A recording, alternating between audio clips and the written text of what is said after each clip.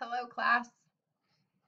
We are going to learn some more about the phases of the moon today. In other words, the lunar phases.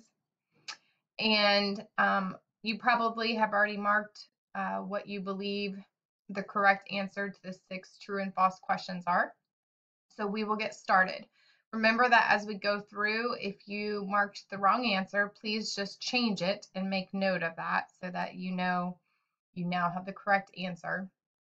And please, regardless of whether you got it right or wrong, record some important information about each statement, whether it's changing the statement to make it true or just adding additional information underneath it.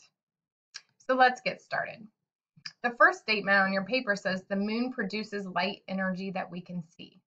This is a false statement. The moon simply reflects sunlight.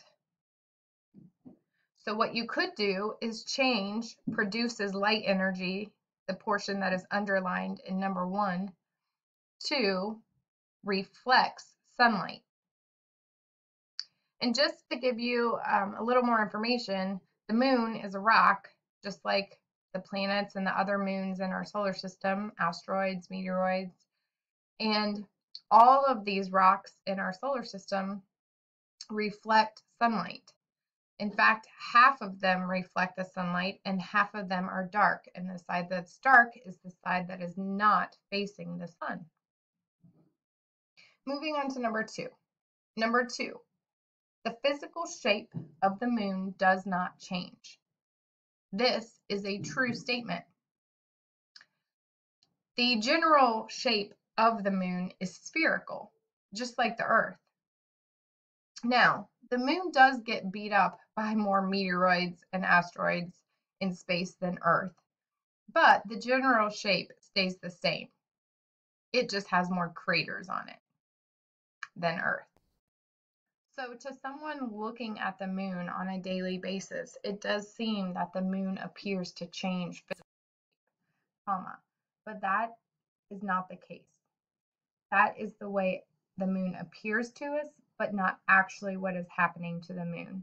And we call those appearances of the changing moon lunar phases or moon phases.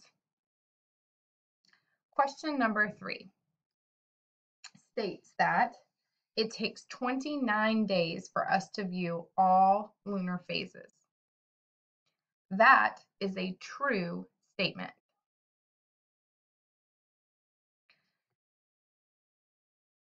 Something that you might want to record here is that there are 8 main moon phases. And all scientists have done is look at the revolution path of the moon around the Earth that causes these lunar phases and break them into 8 main sections of time. And those are called the 8 main moon phases.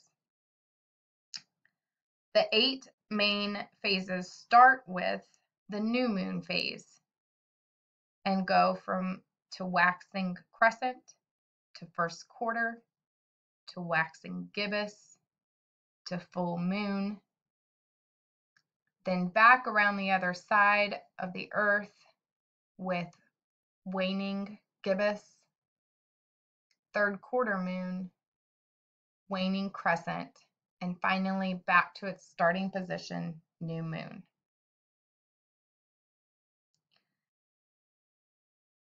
It takes about 29 Earth days for us to see all 8 of those main moon phases. Number 4, the phases of the moon are caused by Earth's shadow. This is a false statement.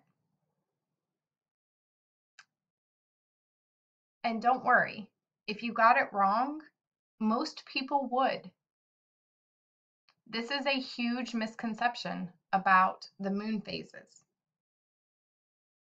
I noticed that many of you had this misconception when I looked over the slow pretest you took a few weeks ago. So let's talk about what does cause the moon phases. I would like each of you to please write down the statement that you see on the screen right now. The phase of the moon, Earthlings, that'd be us, see depends on how much of the sunlit side of the moon faces Earth. That is what causes the lunar phases. We've already learned this, but it might be important to write this down as well underneath statement number 4. Half of the moon is always reflecting sunlight. So what that means to us is that even though half the moon is always reflecting sunlight, we cannot always see that half lit side of the moon. The one phase in which we do see the entire half lit side is called a full moon.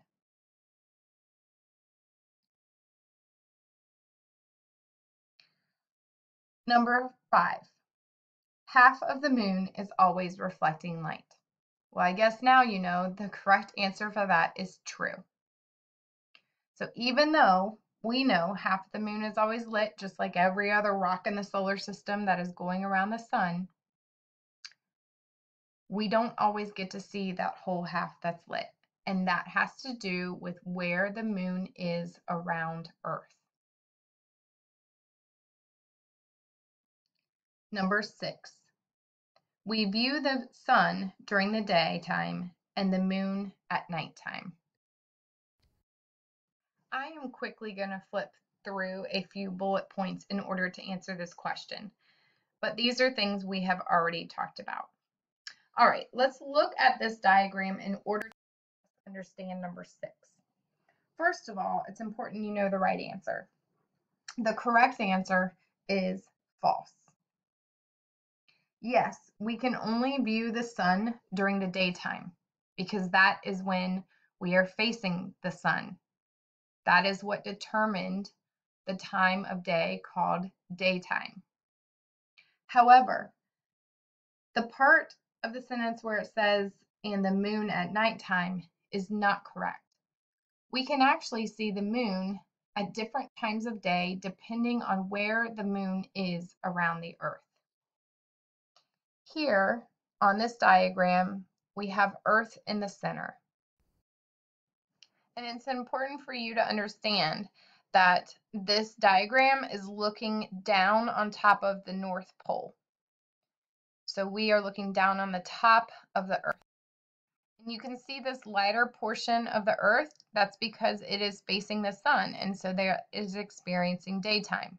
However, the darker side of Earth is not getting the sunlight, and therefore they are experiencing nighttime. And slowly, we are going to be rotating around. So the people that are experiencing daytime currently will eventually experience nighttime and vice versa. Now out here a little further in the diagram, we have this smaller rock called the moon that revolves around the Earth. And from start to finish, it takes about 29 days. And this is what we consider usually its starting position, which is considered the new moon phase. Now, let's think about this. If you were on Earth right here, would you be able to look out in the sky and see the moon in this position? The answer is yes. It wouldn't look like it does at nighttime where it's shining a bunch of light towards us, but you would be able to see it. And I bet if you think you've seen it before, it kind of looks like this cloud that's in the perfect shape of a circle. And it has some darker parts of the whiteness to it and some lighter parts. That is actually the moon you're looking at. And if it's an entire circle, it is called the new moon. We also would be able to see the sun during that time of day because we are facing the sun. Now, when you are here on Earth, you have to remember that we continue to move around the Earth. So in a day's time, the moon would only have shifted from here to maybe here in space.